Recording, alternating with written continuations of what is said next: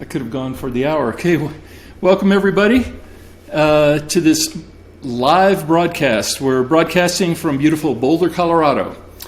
And I'll tell you what, to make sure that we're set up and running right, could you just go to your chat box on your screen and just type in okay or sounds good if you can hear me, see me, and make sure we're all set up and running. We're using a new platform for these webinars. First time we've used it really, so that's kind of dangerous, isn't it? But okay, looks good. I'm getting the messages. Good afternoon, everyone. Ashok, hi, how are you? Good to hear from you. Oh, so great turnout. Thank you for your interest. This is kind of we kind of struck a chord here with this subject. I sometimes am baffled as to what gets people's interest. Sometimes there are topics that are just I think are fascinating and the audience doesn't agree, and then there are others. Actually, I am very excited about this one, but there are topics that I don't realize are really pushing people's buttons, and they do. So this seems to be one that, thank you, Gerard. This is one that seems to have struck a chord with a lot of you. If your sound, a couple of you are saying no sound. Recommendation is to restart, right, or reconnect. Reconnect with your browser, that may fix it, or check your own local system. Most of you are telling me it's fine. So if you're not getting the sound, it's probably some local issue that you have. Okay, so let me just start by introducing how this concept came about. What got me thinking about this? There are a couple triggers that got me thinking about this theme, and then we'll get into what it is exactly that I'm proposing, and then we'll get into, I think the most important part is how would we actually do this? So what are the tools and what's the process that we'd follow to actually do what I'm proposing here? But it really started with an article that was published by Jim Womack a couple of years ago. And I'd read it a few years ago, but I was going through emails, and I think my colleague Gerard reminded me that this was out there. And so I read it again, and that got the wheels turning. And basically what he was saying was that he'd gone to a client of his, and this client was very proud of their Kaizen activities and process and lots of events and work going on. And all of that was very impressive, but his question was, why is so much of this necessary? Why is all this improvement activity being done, especially because it was being done on fairly recent products? So it wasn't the old stuff they were working on, it was fairly new stuff. And so the theme of this particular article was, gee, wouldn't it make sense, and I don't think I'm going to get any pushback from you, to do it right the first time. And if you can design a value stream, and I'm using the term value stream here as opposed to production line because I know a lot of you here, quite a few of you are from the healthcare world. So let's keep it more general because I think it does apply to you in healthcare and hospitals equally well.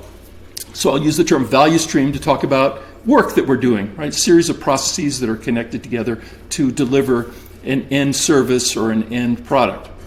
So the question is, and again, I don't think any of you are going to disagree, if we can do it right the first time, then maybe all this Kaizen would not be as necessary. Now, we also agree there's infinite opportunity to improve, but most of those improvements should be tweaks or small improvements, not bigger improvements that require a lot of Kaizen event or team-based Kaizen kind of effort, ideally. So I think we're in agreement on that, right? So that got me thinking about how to go forward with this idea. And the other thing I wanted to mention to you or show you, again, I think this is familiar to a lot of you, is this book here, Learning to See. So I just pulled this out and I was reviewing the basic Kanban methodology as suggested in here, and we'll go through what that is. So what do you do first? What do you do second to implement a value stream improvement?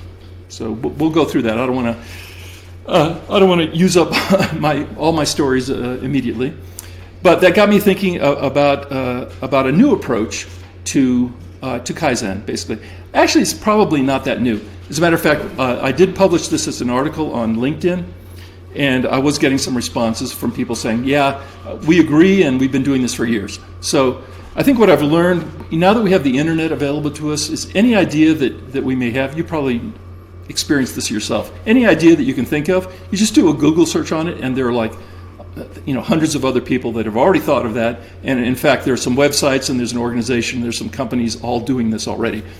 That's been my inevitable experience. So with this idea I'm sharing with you, I'm sure it's not not entirely new. There's nothing that new under the sun. But maybe new to us, right? And maybe new in the sense that we have a concrete approach to actually doing this. The other thing I wanted to mention starting that I reviewed in preparation for this is this little book here, The Deming Management Method. Again, this is not a new book. This is Mary Walton. It's like 1984, I think.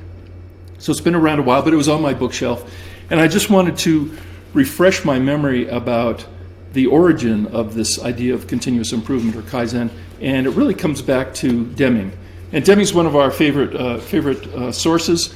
One of the reasons was he got his master's degree from the University of Colorado, which is just a few miles from where I'm standing right now. So he's kind of a local boy that we can take credit for. So it was all there at the beginning. It wasn't Toyota alone. It was really Deming, and probably pre-Deming. But Deming is one of the early people that documented this approach. And so we'll give ourselves some credit here in North America for his contribution. All right, so let's get going then on this presentation. What I'm going to do, we have a PowerPoint with some visual aids for this discussion, and then I'll switch back and talk to you personally occasionally. So let me switch over.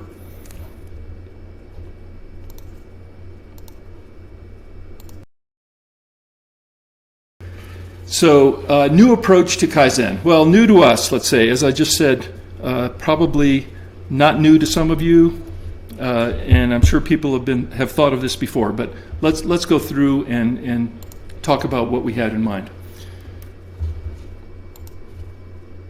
Okay, so first thing is, I think most of you are familiar with this, but let's just do a quick review to make sure we're all on the same page. That is, what is Kaizen? So we'll just define Kaizen.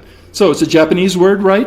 So good thinking, but really we translate this as improvement or continuous improvement.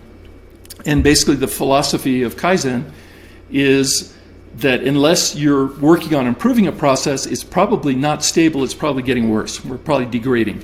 So part of the vision of improvement is every process, right, or every value stream, right, more specifically, every process has some kind of improvement plan in place that we're working on, and that the people working in those processes, as part of their job, is to look at what they're doing and come up with ways to improve it, right? Come up with small ideas, ideally.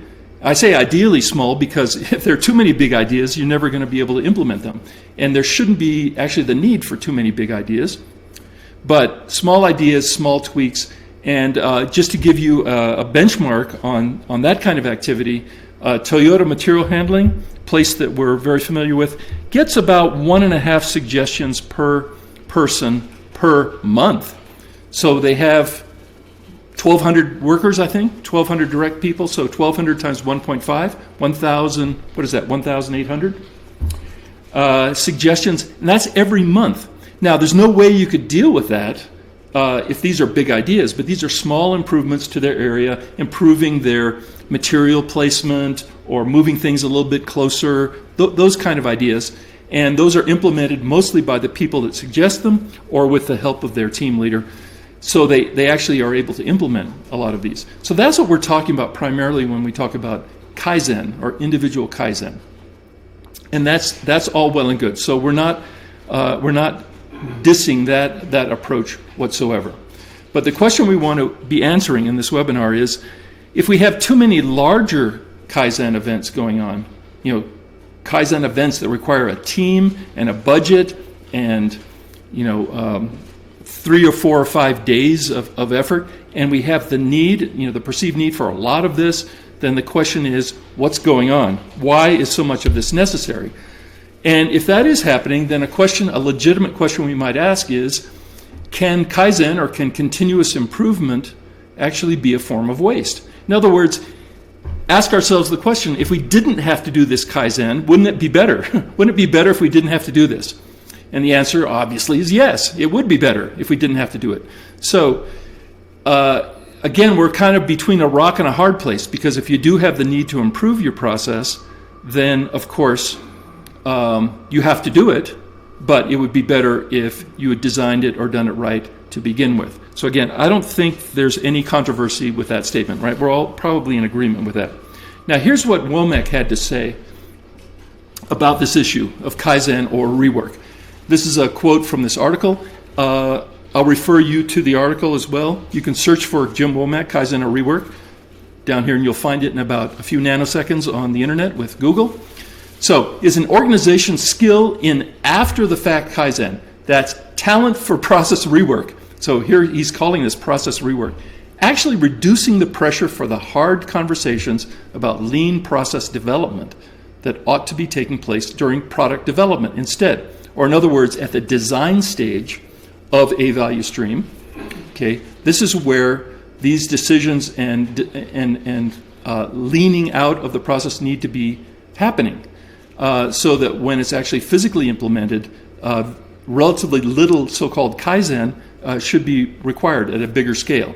And remember, the most expensive time in the life of a value stream to be making changes is when it already exists, when it's already physically implemented. And the least expensive is at the design stage, right, when it's on paper. And that's why you'll see in our training, we recommend not even going to a CAD version of your process design first, but going to just simply a block layout to work through a lot of these issues in a flexible, easy to change format. And we're also big fans of the use of simulation modeling for the same reason, to try to anticipate in a less expensive environment some of the challenges, blockages that you may find in the flow, and deal with those in a much less expensive way, right, to do this. Okay, so this was the inspiration then for this discussion that we're going to have right now.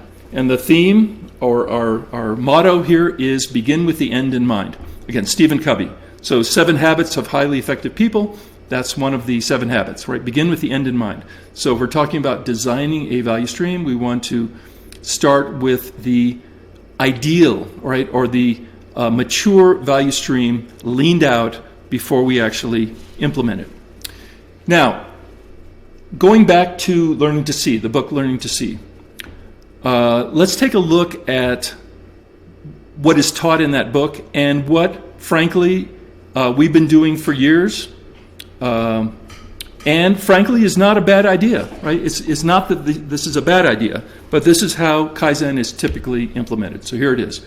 So a series of steps. I'm calling this traditional. So nothing's really very traditional when it comes to lean. It hasn't been around that long, but this is how it's been taught and how it's been practiced. And again, let me repeat, this is not bad, not a bad idea. It's just we'll look at some options here in a minute. So first step would be you create a value stream map of the current state. So you document the current state, and we like to say warts and all. So describe the current state of your value stream. So hospital folks, we'd be mapping out, say, patient flow in a surgical department, or people flowing through the operating department, or the emergency department, and mapping out the major processes or steps that a person would go through the way it is today. Not trying to improve it yet, just trying to describe reality. So that would be step number 1. And then typically this would be a team-based effort.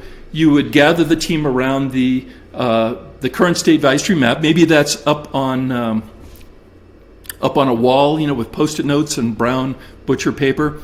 And as a team, you apply lean thinking. So hopefully the team has received some training in concepts like pull and push and flow and waste. And you analyze the current state and come up with ideas for making it better.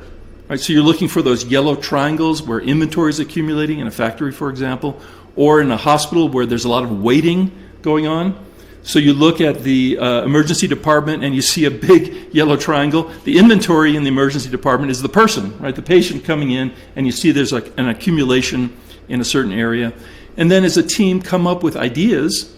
Maybe those ideas are based on things you've seen other places, things you've read about, or just original thoughts on how to improve that process.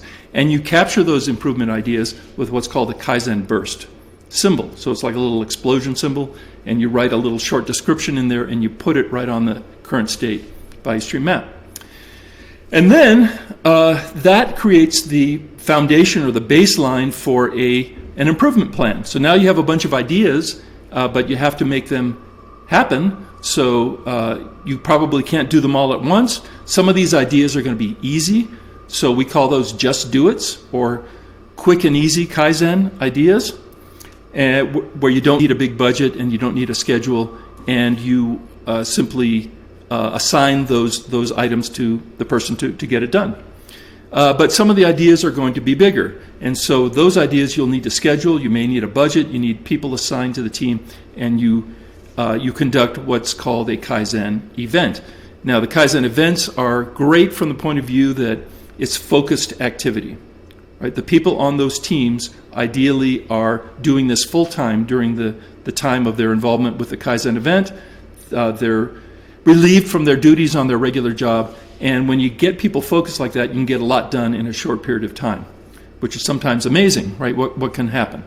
And so the ideal here with the Kaizen event is to not only identify an opportunity, but you also get it done, right? Completed and sustained during that short period of time.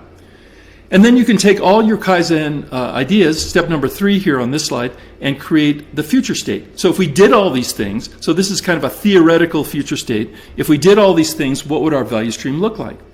In terms of lead time, what's the time from start to finish? What's the level of productivity, waste, waiting, etc.? Value added versus non-value added time. You can analyze all those things in this theoretical future state. And this gives you some inspiration, I suppose. The future state map would be a redone value stream map, and it gives you some inspiration or some vision of what you're trying to work towards. Okay? So that's what we traditionally do. That's what we've done for years. That's what we still do, is follow this methodology.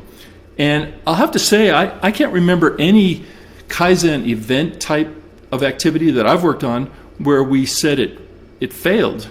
I mean, basically, if you plan properly ahead of time, you get the right people on the team, and you keep your nose to the grindstone, these kind of events are going to be successful from the point of view of doing what you set out to do, which is great, especially because it's focus time during those 3 or 4 or 5 days. So this is an approach that actually works. But again, if we're basing this particular activity, right, these ideas, these Kaizen opportunities for improvement, on a current state, and that current state was not designed well to begin with. So maybe the current state has evolved over time. Okay? So what we have today was not actually designed formally, but it happened over time as new products were introduced and old products were discontinued and new processes were put in, etc. Over time, we have this value stream that was not actually designed ahead of time, but it was an evolutionary kind of creature. So if we're basing our Kaizen ideas on a current state that was not designed well to begin with, then what's going to happen is you're going to be coming up with ideas based on a platform or a foundation that is somewhat broken. And so you could be spending a lot of time doing things that really should not be necessary or shouldn't have been necessary, and maybe applying band-aids essentially to a suboptimal value stream, right? Making it better, as I said a few minutes ago, definitely you're going to make it better. So there's no real doubt about that. But are you applying band-aids, keeping this thing going in an improved way, where really what you want to do is, theoretically pitch it and start over with a blank sheet of paper? That would be the best thing to do. So that's what we want to explore. Now, this option of kind of reinventing Kaizen would not apply to every opportunity, right? So this is not going to be a universal kind of recommendation. But you could easily imagine situations, I think, where you don't really want to do a current state and come up with improvement ideas. What you really want to do is design this value stream correctly from scratch, and then analyze how you would actually implement that, make that happen. So that's what we're going to talk about. So here's the reinventing Kaizen that I'm proposing. And again, this is not the most important part of this webinar. I think the most important part is coming up when we talk about how to do this, right? How to make this happen. But here's the Reinventing Kaizen. So you begin with, forget the current state to a certain extent, and begin with designing the ideal future state value stream. So you're not looking at the current state particularly, although clearly the processes are going to be the same, the products are going to be the same. But what you want to do is design the ideal future state without constraints, based on the lean line design methodology, right, that you've learned or will learn. Now, once you have that in place, that is what you would like. So you've designed a value stream that is leaned out, right? From a manufacturing point of view, you've achieved single piece flow. The amount of inventory allowed in the line is at a minimum. If you do need inventory to buffer certain processes, it's calculated. It's not you don't simply allow it to happen. So you have formalized in-process Kanbans, formal FIFO lanes. The communication signals in the line are in place. It's a pull system, right? Ideally from start to finish. So you're designing this as it should be, based on what you know about lean design. For you hospital folks, same thing. So the story, when it comes to hospitals doing this, that I'll share with you right now, was that Gerard, actually my colleague here at the Leonardo Group, was invited to sit in on an opportunity to build a new hospital. So it was a presentation by the architects of some of the ideas they had for a surgical center. And Gerard was just asked to sit in on it and kind of observe and maybe offer some comments. So at the end of the presentation, all eyes turned to Gerard, and the CEO sitting there said, "Well, Gerard, what do you think?" And Gerard said, "Well, to be brutally honest, I don't like it." And of course, then the next question is, well, why not? And what he said was, clearly what's missing here is that this future state for this surgical center was never designed, was never created. We don't have a value stream for the future state. It was never developed. So the improvement ideas that were included by the architects, and it's not their fault, but the improvement ideas were common sense ideas about moving things closer and placement and so on. But we don't actually have a design based on the value stream. Now, you have more than one value stream in a surgical center, but the preponderance of the work or the volume will fall into a few of them. So Gerard said, my recommendation is, and this was a multi-million-dollar project, right, to build a new building. It's huge.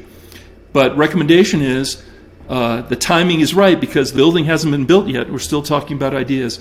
To do that, to actually pause, not stop, but take a pause and design the future state for the surgical center, create a future state value stream map, and then on that basis, the architects and the design team can have a foundation for the decisions that are going to be made about where things are placed, how the patient flow is going to be designed, etc.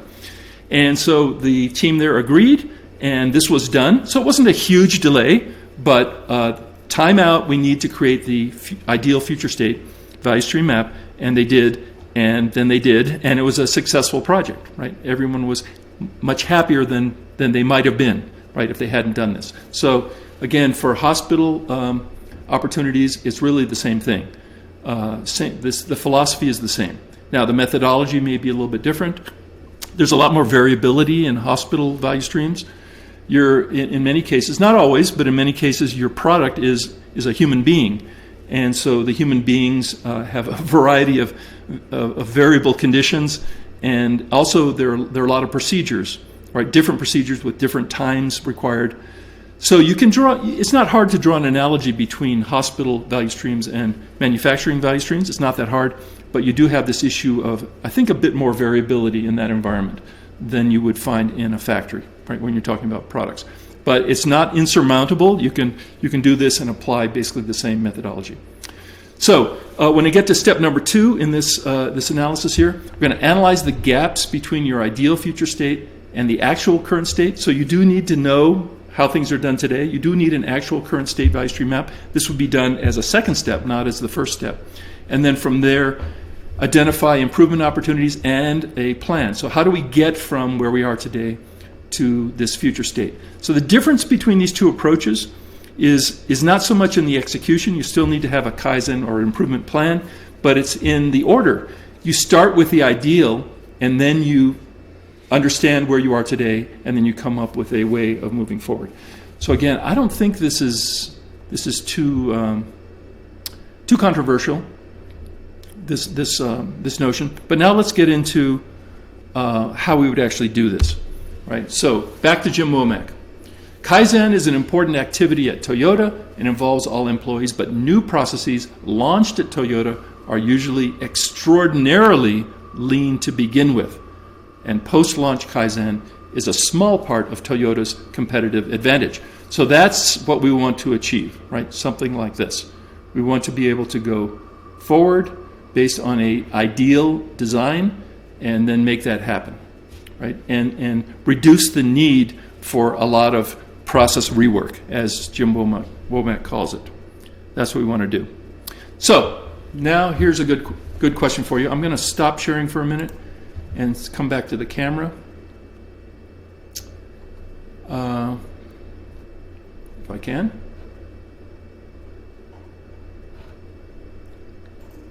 Let's see. I clicked on stop sharing.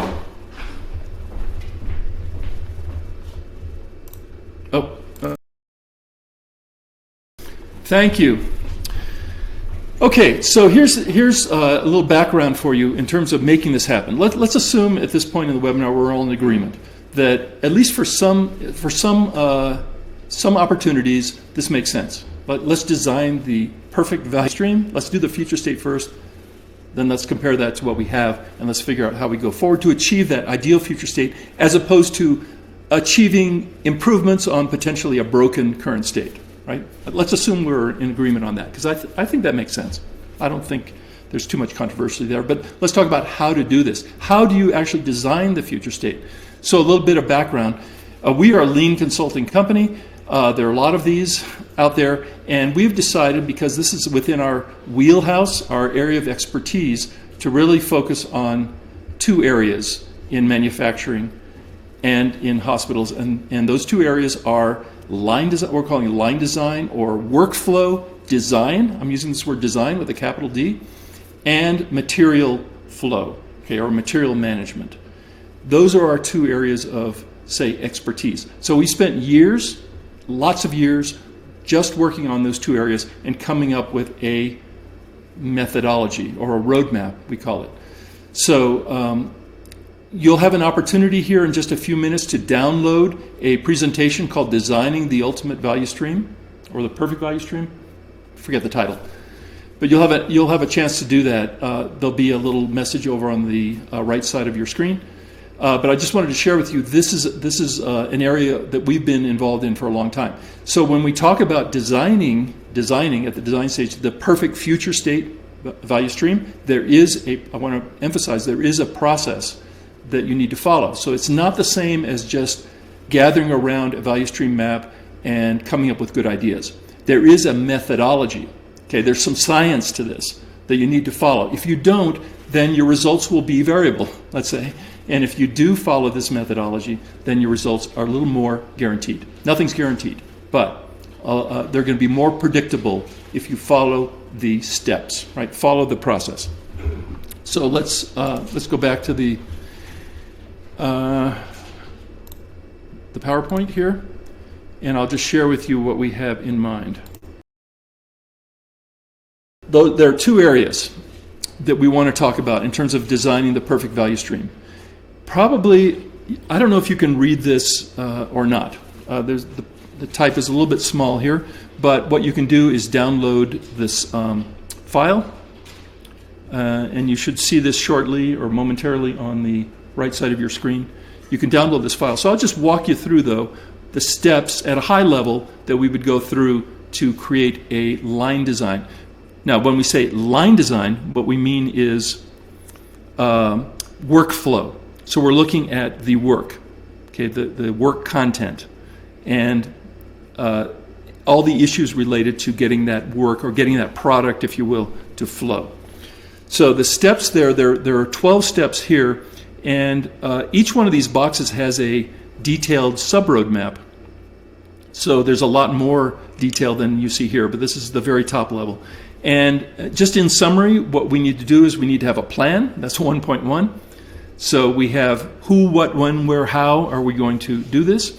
And by the way, this design could take place during a Kaizen event, but typically if it's a larger kind of opportunity, it's going to be done separately, and it's going to take more than a few days because you have things like data collection. So 1.2, a lot of data is going to be needed. If you have it already, that's great, congratulations, but oftentimes you don't. So a variety of different types of information like process flow diagrams, products, volumes, work content times, all of those things need to be available. So 1.2, gather data, the second box here, could take a while if you don't already have it. 1.3 is related to that, standard work definition. So again, this is a foundational concept, but you need to have this. So for every product and process, so product and process combination, we need to know at a detailed level what are the work steps, how long does it take to do those steps, what are the quality issues related to these work steps, if any, and what is the material consumed against each detailed work step. If you don't have that level of detail, then it's going to be very difficult to go forward. Right? So again, 1.2, 1.3 depends on your level of maturity. And some companies have this already as a matter of course, right? They've had it for years. Others, they have it, but it's not really mature enough or updated. And then others are really starting from scratch. 1.4, the fourth box here on the screen, is now we do some calculations. So we do some calculations like takt time. You're probably familiar with that if you're involved in the lean world. Okay, the rhythm or beat of this value stream. And as a matter of fact, takt time is calculated by process, and every process could have a different takt time. So it's a little curveball for you there. 1.5, define workstations. Another word for that is line balancing. So if we're doing work sequentially, then we need to understand how we're going to take that work content that up to this stage is just at the process level, and we need to break it down to workstation level if this is people doing work, and decide if that work is going to be done in parallel or in a sequential kind of way. 1.6 is create a conceptual layout. We're big fans of not jumping the gun. I know there's a tendency with a lot of us to want to just fire up CAD and start doing a CAD layout, but you're not really ready for that yet. So as a team, you would use Post-it notes and you would design a rough general layout of how things are going to be related, how things are going to be able to flow at the level of workstations and individual machines and in process Kanbans, but still not at the level of CAD. Okay, you're ignoring some basic constraints just to get an understanding of the basic flow. Now, once you've done that, then you're ready to actually test your design 1.7 here with simulation. And we've added that because if you have a complex value stream with a lot of different products, it's going to be really, really hard to understand how that value stream is going to perform just in your head or just imagining it or moving little Lego pieces on a table. It's going to be really hard because there are a lot of interdependencies, a lot of variabilities. And so if you can, and especially if this is a big budget kind of effort, then you really want to invest in modeling it and running experiments with different mix, different volume, and making sure that this design is going to be robust and be able to respond to those changes in mix and volume that you know are going to happen. Whatever we design this for, you know that the future is going to be different.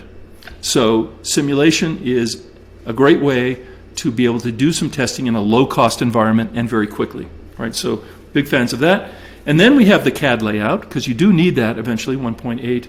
And then from there, I'll just go quickly. We have a deployment plan. There's a lot of training that's going to be required, both for operators and for supervisors, and so on. And then you bring this new process live. That's the line design process. And then beyond that, audit and certify. So that's the workflow.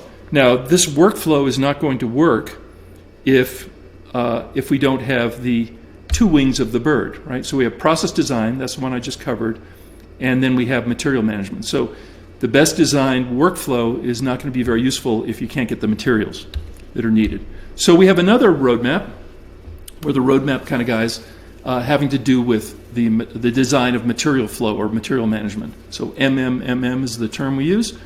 And this is a little bit different, but similar in that there's a step-by-step methodology that you want to apply. And it starts with having a plan, that's 1.1, so document material strategy. And then we've got create a plan for every part. So that's really a foundational step. And then they're calculating quantities of inventory based on certain parameters and guidelines.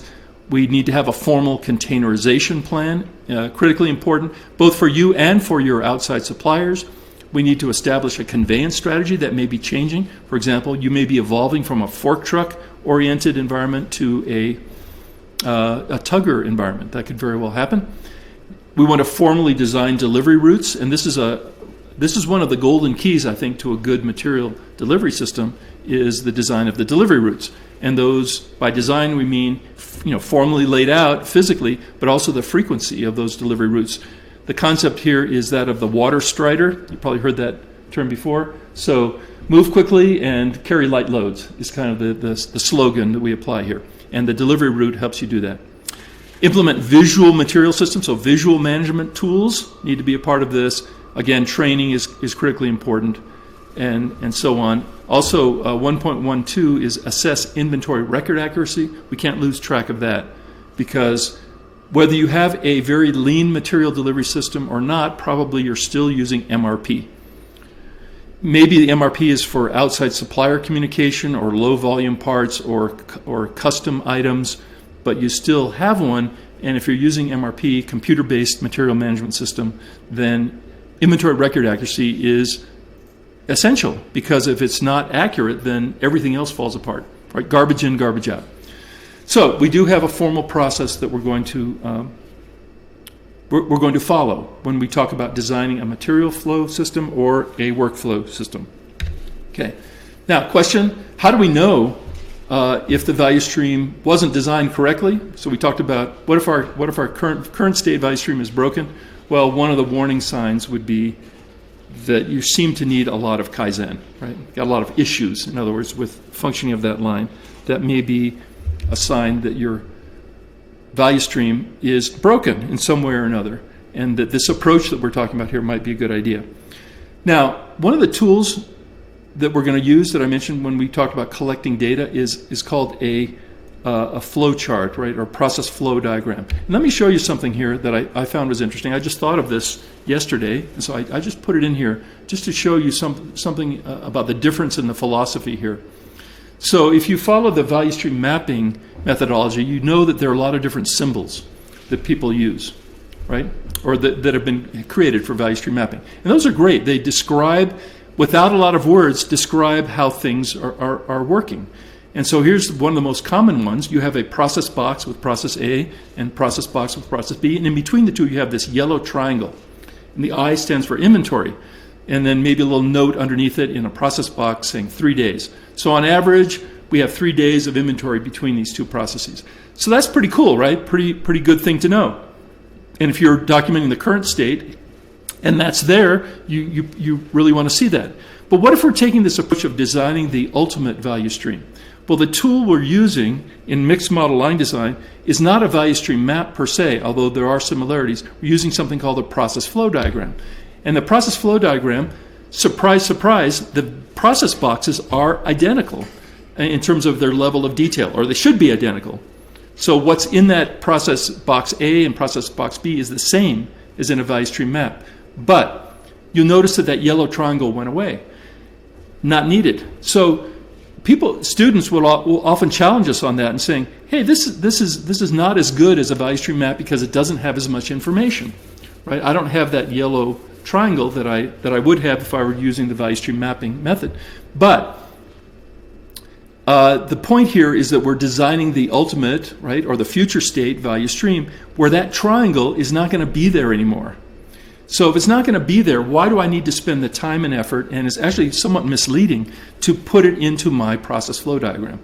It's not going to be there. Now, if inventory is required, and that could be true between A and B, it's not going to be random inventory. We're going to design that or we're going to specify the quantity that's going to be allowed. For example, if we have an in-process Kanban between the two, we would have a symbol for that, and we'll create that when we do a conceptual line layout, but that quantity is one piece. Or if more than one piece is needed, we would have a symbol called a FIFO lane, but that FIFO lane is calculated, right? It's not simply allowed to accumulate. It's a specific number of pieces.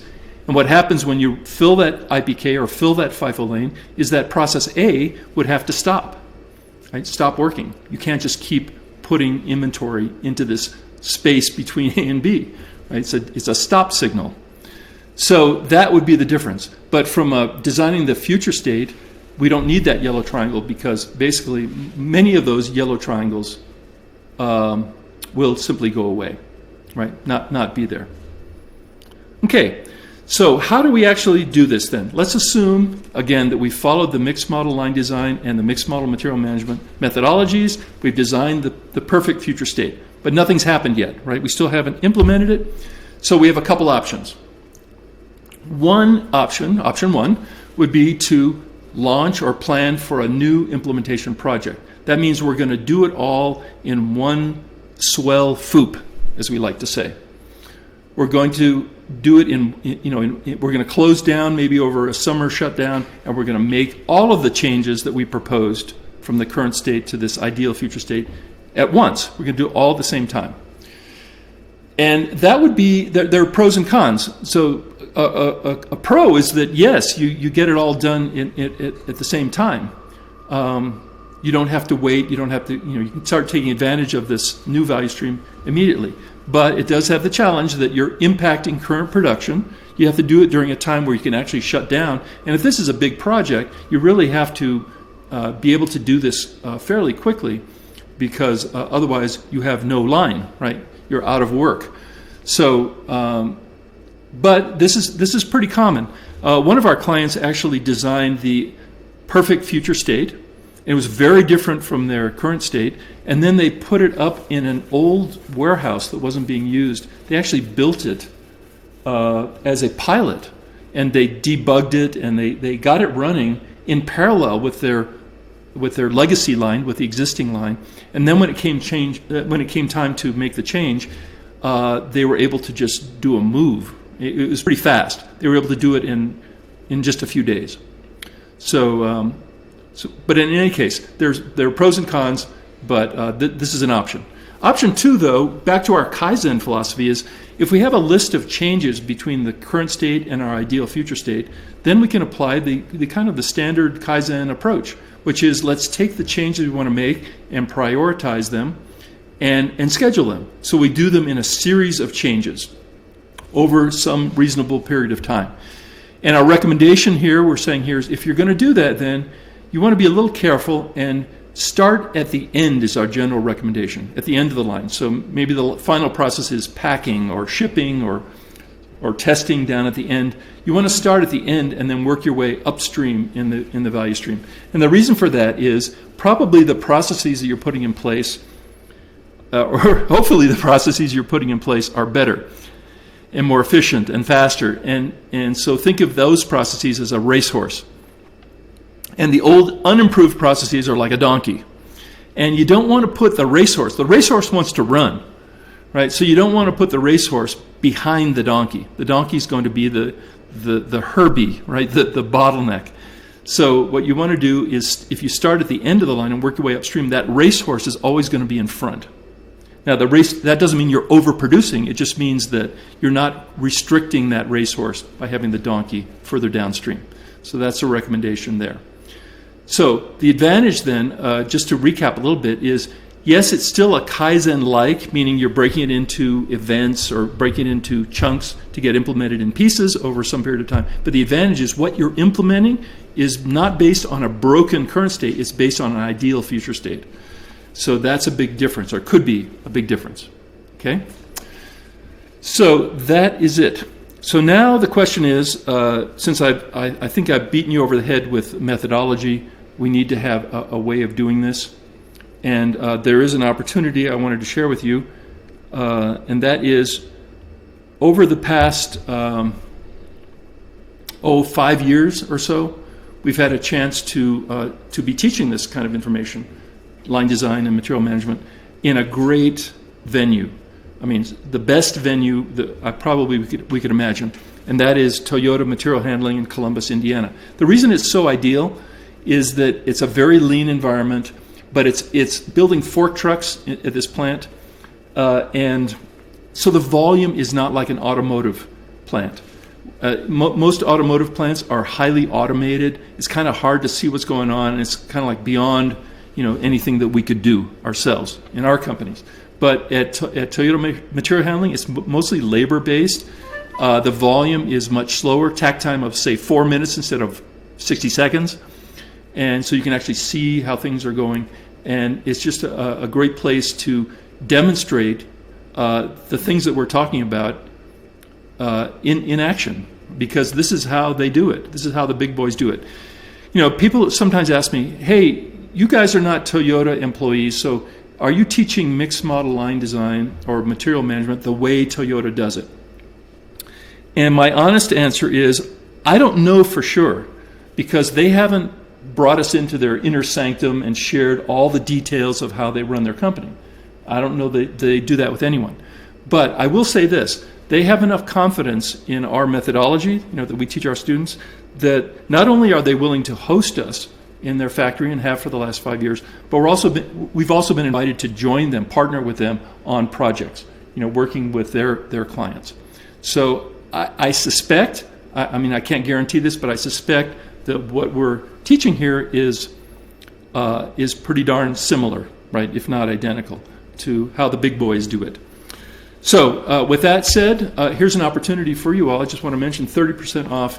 So right now we have the two classes scheduled for the rest of 2017 at Toyota Material Handling, starting with the mixed model line design at the end of February. I think it's February 28th is the first workshop of the year. And then approximately every 3 months, so four of them alternating. So mixed model line design, then mixed model material management for the rest of the year. And between now and January 13th is Friday. So between now and Friday, we're offering you a 30% discount on that. There's a link you can see on the right side to find out more about it. We have all the details in terms of the agenda, the syllabus, what happens during these. It's a 3-day class for both of these.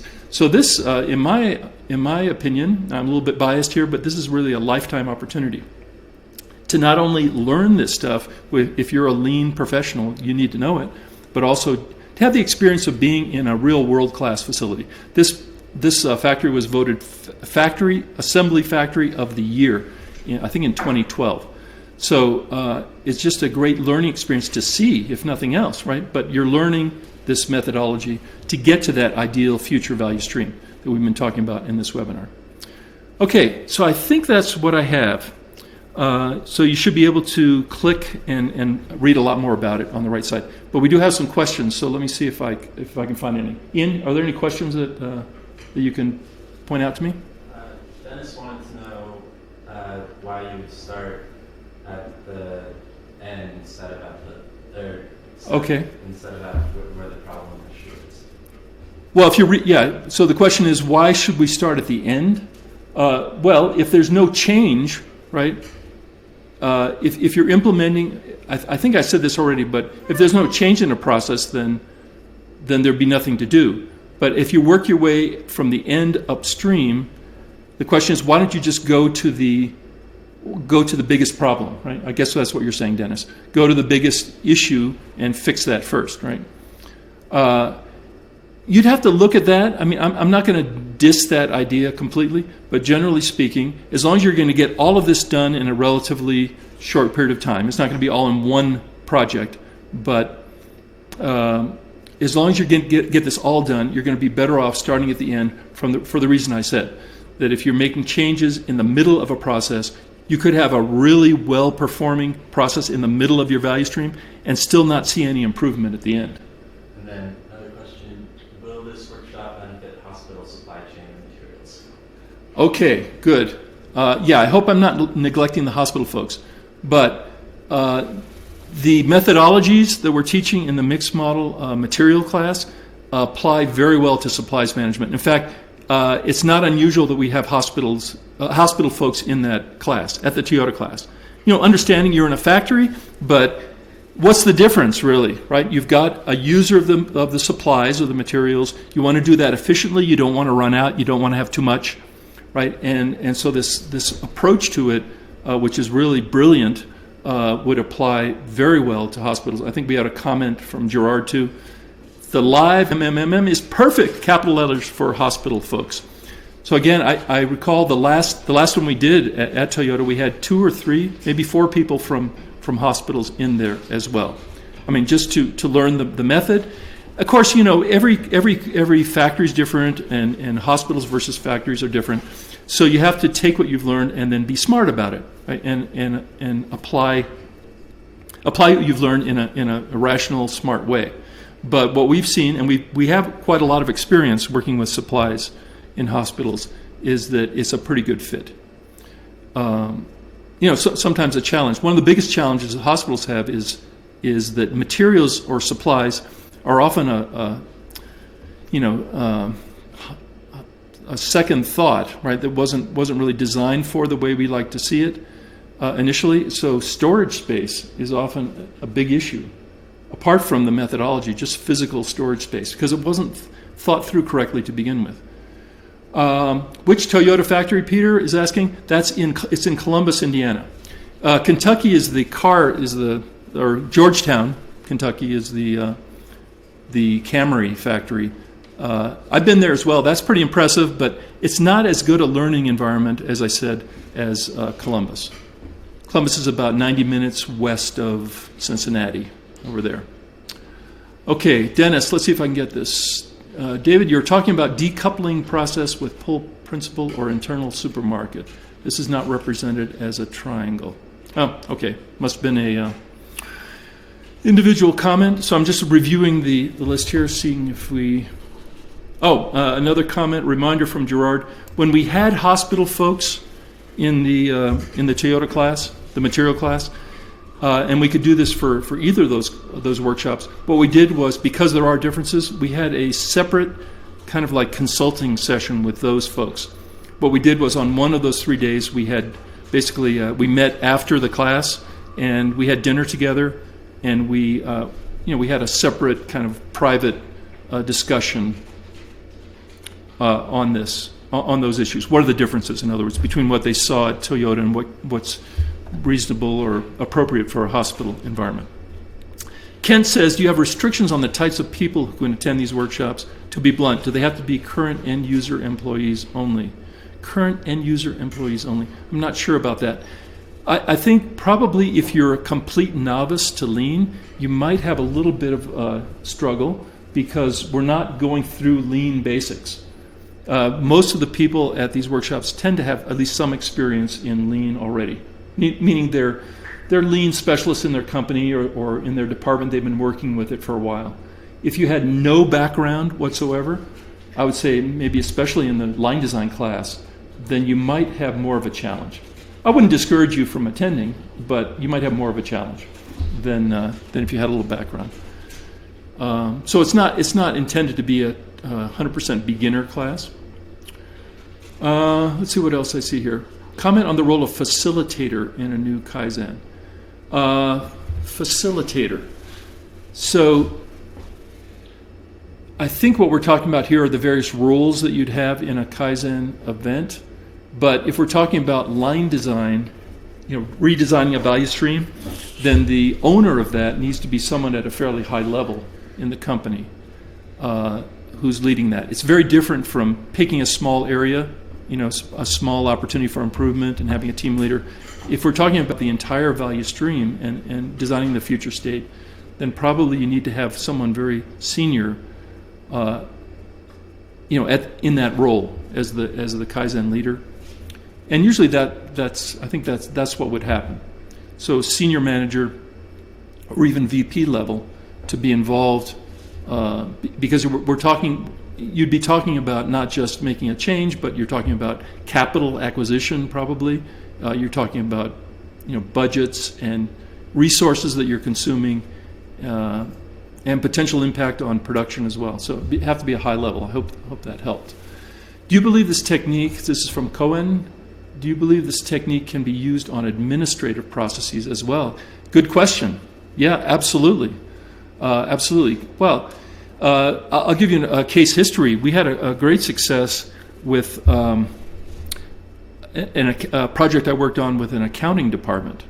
A very similar thing. The issue was that, in this particular case, the issue was that these were about $200,000 pieces of equipment that were being manufactured. It was actually an aerospace company, so remanufactured, so $200,000 each.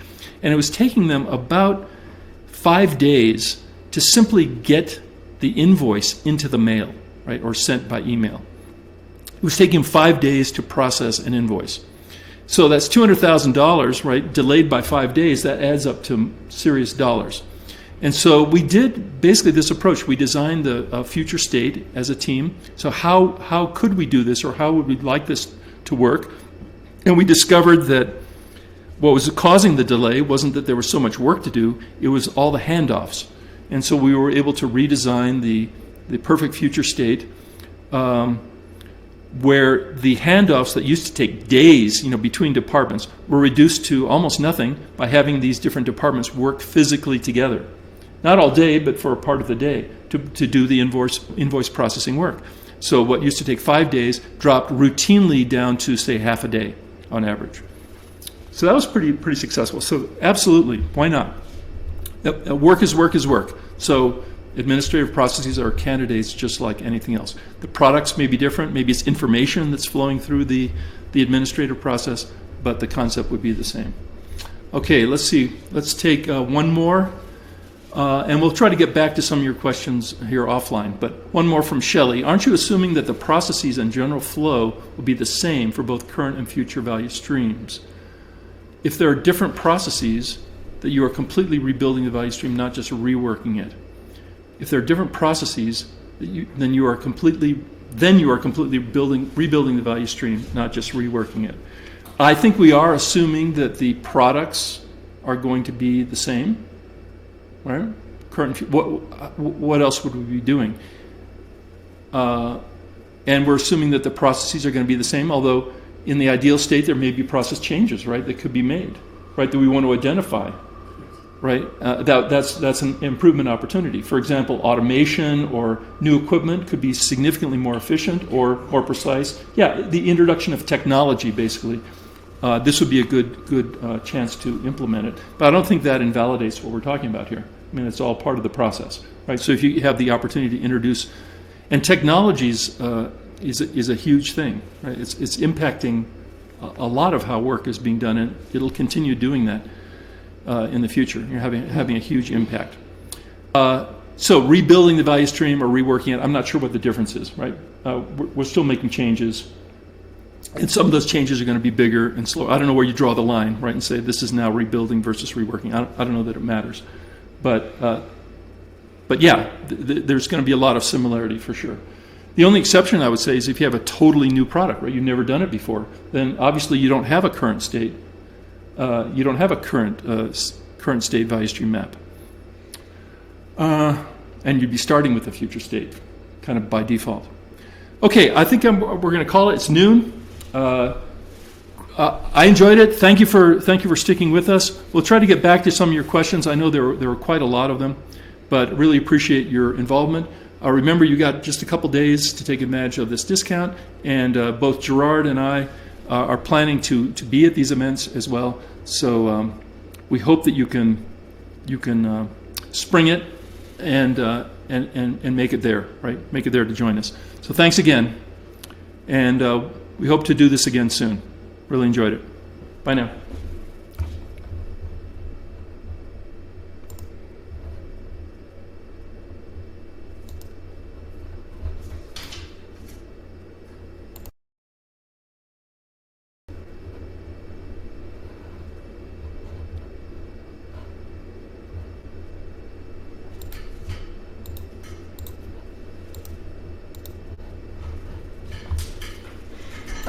End call.